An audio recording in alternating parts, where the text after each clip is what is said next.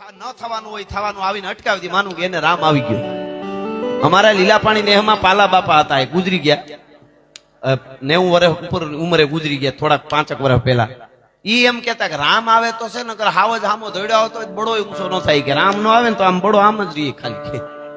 હા, રામ આવે તો જ થાય. ઘણા નથી કેતા કે એટલા જણા ટોળામાં 2 જણા ખાઈ ગયા વીખી નાખ્યું, ઈ રામ આવી ગયા ડોહા.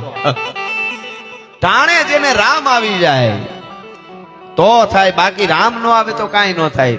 ઓચિંતા નો પેલા થોડી ગળદી ઓછી થાય એવું કરજો. આમાં શું છે, આ આખી જવાબદારી આપણી છે બધાની. સનાતન નો આ કાર્યક્રમ છે, એમાંય પાછો લાઈવ છે, બધા જોતા હોય સનાતનીઓ શું કરે છે. એટલે આમાં બહુ જવાબદારી. દુખશે આબરૂદાર ને જેને હારાથી હંગોળ, બાકી ફકડંડ ફરે વિફોડ ખંભે પછેડી ખીમરા. ખીમરો બાપુ અમારા ગઢવી સાહેબ ના નજીક ને મઢાદ.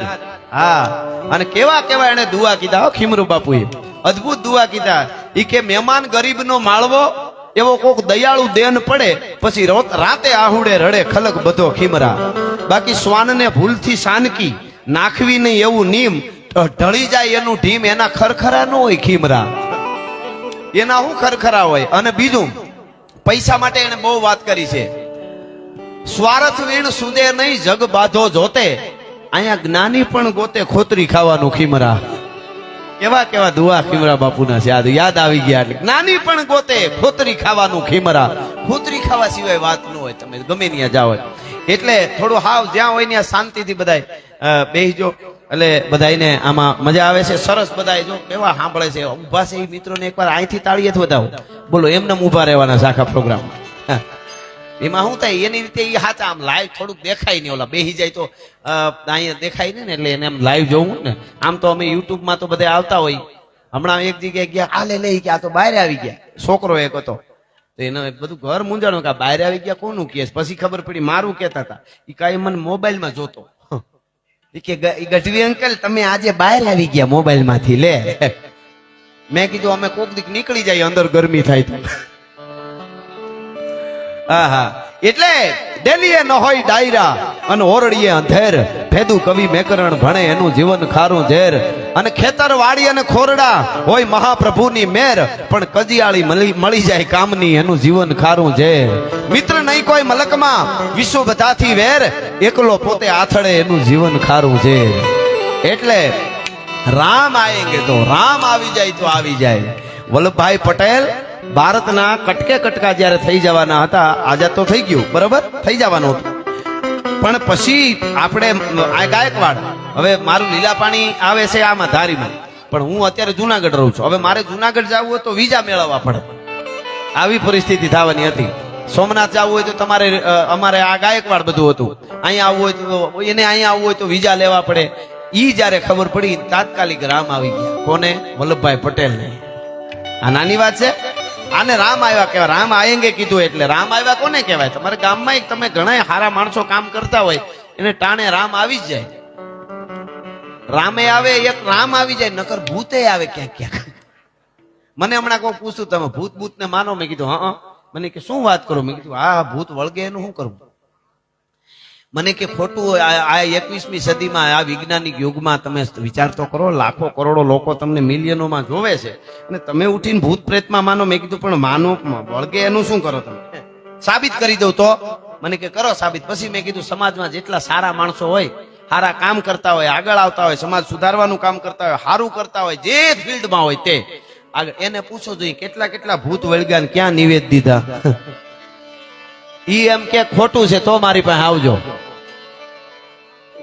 ઓલું ભૂત તો સાહેબ હનુમાન ચાલીસા ને તો માને, આ તો કોઈને ન માને. ઈ વળગે છે. પણ રામ આયેંગે, ઈ વલ્લભભાઈ પટેલ ને રામ આવી ગયા, અને ઈ એને આખી વાત કરી. બધા આપ જાણો છો આખો પ્રસંગ. પણ ભાવનગર આવી અને 18 પાદર નો ધણી ગંગાજળિયો ગોહિલ કુળ, એને કીધું કે ભારત છે પ્રજા પ્રજા કટકા કટકા થઈ જાય, અને હવે આ બાજી તમારા હાથમાં છે, કોક તો શરૂઆત કરે કે નહીં. તેથી એને રામ આવ્યા. અને ભાવનગર મહારાજ કૃષ્ણકુમાર સિંહજીએ કીધું કે મારો દેશ અખંડ રહેતો હોય તો 18 પાદર હોળખોળ છે, એમાં કાંઈ ન જોઈ ભલા માણસ. આને રામ કેવો હોય? ભારત વર્ષનો, ભારતનો યુવાન કેવો હોય? રામ ભગવાન છે, પરાત્પર બ્રહ્મ છે, આપણો બાપ છે, એ તો છે જ. પણ જોજો તમે 20-22 વર્ષના બે યુવાન વનમાં જાય, રામ ને લક્ષ્મણ, અને એની પત્નીનું દુનિયાની મહાસત્તા હરણ કરી જાય. રાવણ એટલે જેવો તેવો નહીં હો. અમારા નારાયણદાન બાપુ સુરે વર્ણન કર્યું છે લંકા કેવી એનું એક કવિતામાં કહું.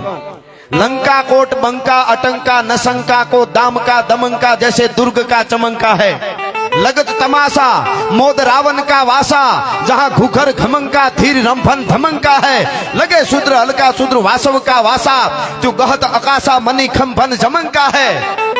नारन भनंत सुनी रावण निशान डंका अहर जात बंका सो वाका नाम लंका है. एवो लंकापति रावण ઈ જેની પત્નીનું હરણ કરી જાય. ત્યાંથી ભગવાન રામે રાયડું નહોતી નાખી અયોધ્યા વાળા જટ સેના મોકલો અમારું પૂરું થઈ જાય. એના હારિયામાં ન કીધું કે સેના મોકલો તમારી દીકરીને રાવણ લઈ ગયો, અમે બે એકલા વનમાં હું કરી જંગલમાં હું કરી. નહીં, અયોધ્યામાંથી સેના મોકલવાનું ન કીધું, જનકપુરમાં ન કીધું, અને સમંદરની માથે હુકમમાં નીકળવું છે એવું.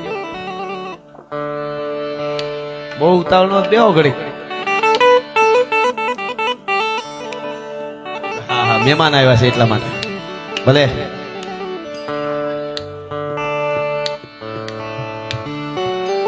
એટલે રામ અને લક્ષ્મણ એને અયોધ્યામાંથી સેના નો મંગાવી, એને જનકપુરમાં ન કીધું, ક્યાંય નહીં. બે ભાઈઓ જોજો ભારતના યુવાનોની તાકાત. જંગલમાંથી રીછને વાંદરા ભેળા કરી દરિયાની છાતી માથે પુલ બાંધી લંકાના ગઢના કાંગરાની સામે ઊભી.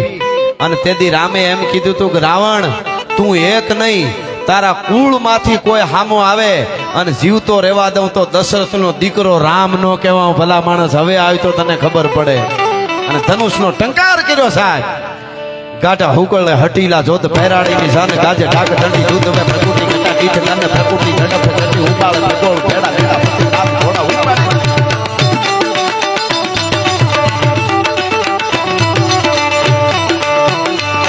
ગાઢા હુકળે હટીલા જોત પહેરાડીની જાન ગાજે ઢાક ઢંડી દૂધ મે પ્રકૃતિ કટા દીઠ કાને પ્રકૃતિ ઝડપ ચડી ઉપાળ ગોળ ભેડા ભેડા પતિ તાપ ઘોડા ઉપાડે. ત્રિકિના હરી પાટી કુંભિતા એમાં રહે કાટમાળે હસમાના પપેરાને બોલાયા.